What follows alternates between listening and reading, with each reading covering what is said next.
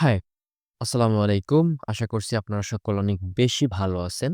So আজকের এই ভিডিওতে আমি একটি গুরুত্বপূর্ণ বিষয় নিয়ে কথা বলব। বিষয়টি হলো আমাদের ওয়েবসাইটে পিক্সেল কেন দরকার?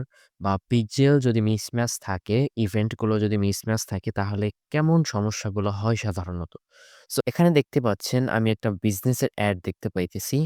আসলে এই বিজনেসটাকে আমি আগে থেকে এক্সপ্লোর করেছি যার জন্য হয়তো এরা অ্যাডটাকে আমার সামনে আবার দেখাইতেছে।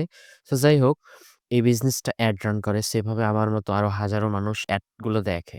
সো আমি যদি এখানে ক্লিক করে তাদের ওয়েবসাইটে যাই, এই যে দেখতে পাচ্ছেন তাদের ওয়েবসাইট এটা সিড মিক্স। আমি যদি তাদের শপে যাই, এখানে মাল্টিপলস প্রোডাক্ট রয়েছে আপনারা দেখতে পাচ্ছেন। আমি যদি একটা প্রোডাক্ট ভিউ করি এবং এবার পিক্সেল হেল্পারের দিকে যাই। আচ্ছা, এখানে আপনারা দেখতে পাচ্ছেন একটা এরর শো করছে। যদি আমি ড্রপ ডাউন এ ক্লিক করি এখানে দেখতে পাচ্ছেন এই ভিউ কনটেন্ট ইভেন্টটা ৩ বারের জন্য অ্যাক্টিভ আছে। বাট এটা উচিত ছিল অনলি ১ বার অ্যাক্টিভ থাকা। বাট এখানে ৩ বার আছে। দ্যাট মিনস when someone এই প্রোডাক্টটা ভিউ করে তখন ১ বার না ৩ বার এই ভিউ কনটেন্ট ইভেন্টটা ফায়ার হয় এবং Facebook ৩ বার এই ইভেন্টটাকে রিসিভ করে। তার মানে বুঝতে পারছেন একজন ইউজার ১ বার নিলে ৩ বার। ওকে, দ্যাটস ফাইন। এবং এখানে আমরা এই ইভেন্টের সাথে কিছু ডিটেইলস পাঠাই like content ID, content name, contents etcetera, etcetera এখানে ভ্যালু আছে। সো এখানে কনটেন্ট আইডি নামে একটা প্যারামিটার আছে। এখানে দেখতে পাচ্ছেন এদের কনটেন্ট আইডি বা প্রোডাক্ট আইডি এবং কনটেন্টস। বাট এখানেও তাদের কিছু ইস্যুস রয়েছে। এই যে কনটেন্ট আইডি এটা যদি আমরা Facebook এর গাইডলাইনস এ যাই আর ডকুমেন্টস এ যাই, এখানে এই যে দেখতে পাচ্ছেন এই যে কনটেন্ট আইডিস এটা হওয়া উচিত array of integers or string এভাবে হওয়া উচিত। কিন্তু তাদের ক্ষেত্রে বিষয়টা কেমন হচ্ছে আমি যদি দেখাই তাহলে বুঝতে পারবেন। এটা তারা নাম্বারে পাঠাচ্ছে এবং এই যে কনটেন্টস এর আন্ডারে শুধুমাত্র নাম এবং ওয়েট পাঠাচ্ছে। বাট এখানে পাঠানো উচিত ছিল তাদের নাম, তারপরে প্রাইস, তারপরে কোয়ান্টিটি এইগুলো তাদের পাঠানো উচিত ছিল এবং আমি যদি একটা এড টু কার্ট করি দেখি কিছু হয় কিনা? এড টু কার্টের জন্য সেইম ইস্যু এবং এটা ২ বার হচ্ছে। এড টু কার্টের জন্য সেইম অবস্থা। এখানে আরো প্যারামিটারস আছে যেগুলো তারা পাঠাচ্ছে না এবং কনটেন্টস ঠিকভাবে নাই। এভাবে সো চেকআউট এর জন্য যদি চেকআউট এ যাই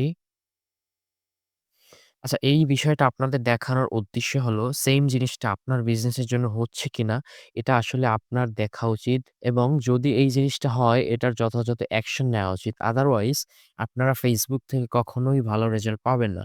আমরা সাধারণত কেন পিক্সেল ইউজ করে থাকি? পিক্সেল আমাদের ইউজারের বিহেভিয়ার ট্র্যাক করে এবং ওই বিহেভিয়ার এর উপর বেস করে আমাদেরকে অডিয়েন্স ক্রিয়েট করার সুযোগ দেয় এবং ওই অডিয়েন্সকে আমরা বিভিন্নভাবে রিটার্গেট করতে পারি। লাইক যারা আমার ওয়েবসাইটে এসে last 30 days add to cart করছে, চেক আউট করছে বাট পারচেজ করে নাই। আমরা ইজিলি ওই অডিয়েন্স গুলারে টার্গেট করতে পারি। কিন্তু যদি আমাদের পিক্সেলটা প্রপার ভাবে সেটআপ না থাকে তাহলে কিন্তু আমরা ওই জিনিসটা পারি না। আর এই জিনিসটা যদি না পারি তাহলে আমাদের এডটাই বৃথা। এখন আপনি টাকা খরচ করে মানুষজনদেরকে আপনার ওয়েবসাইটে আনতেছেন। কিন্তু দিন শেষে আপনি যদি তাদেরকে রিটার্গেট করতে না পারেন, তাইলে কিন্তু আসলে কোনো লাভ হলো না। আপনার একটা অডিয়েন্স ১ম বার দেখেই যে কিনে ফেলবে বিষয়টা কিন্তু এমন না। তাকে মাল্টিপলস টাইম অ্যাড দেখাতে হবে। তার বিহেভিয়ার এর উপর বেইস করে, তার অ্যাক্টিভিটির উপর বেইস করে তাকে অ্যাড দেখাতে হবে। এই জিনিসটা যদি আমরা না পারি তাহলে দিন শেষে আল্টিমেটলি আমরা সেলস গেইন করতে পারব না। সো দেখা যাক এখানে ইনিশিয়েট চেকআউট ইভেন্টটা ফায়ার হইছে। কনটেন্ট আইডি ঠিক নাই, কনটেন্টস ঠিক নাই। হ্যাঁ? কারেন্সি ঠিক আছে, নাম আইটেমস ঠিক আছে, ভ্যালু ঠিক আছে। Okay fine.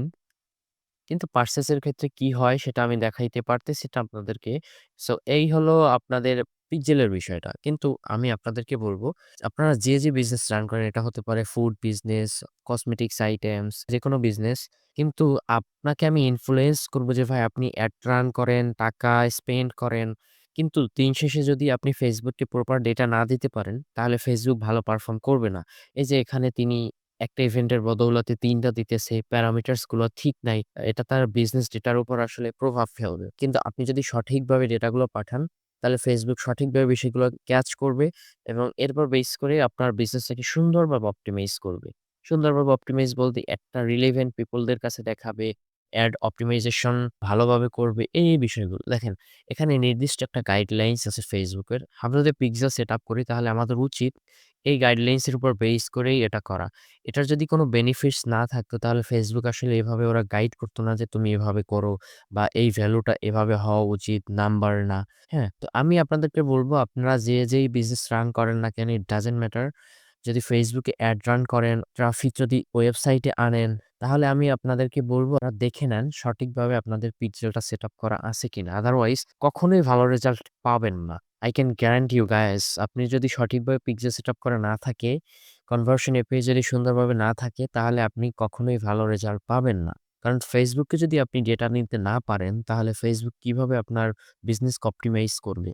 সো এই ছিল আজকের ভিডিও। আশা করি আপনারা বুঝতে পারছেন। আপনাদের কারো যদি কোনো প্রশ্ন থাকে বা আপনি যদি চান যে, "না ভাই আমার ওয়েবসাইটটা আমি তো বুঝতেছি না এটা কিভাবে করতে হয়?" আপনারা চাইলে আমাকে কমেন্ট করতে পারেন অথবা নক করতে পারেন। আমি আমার ফ্রি সময়ে আপনার ওয়েবসাইটে ভিজিট করে আপনাকে বলে দিব আসলে যে আপনার ওয়েবসাইটের সেটআপ ঠিক আছে কিনা বা আপনার কোথায় ইমপ্রুভ করা উচিত। So I hope you guys find this video valuable. Stay with me. Thanks a lot for watching. Next কোনো ভিডিওতে কথা হবে। Till then, goodbye.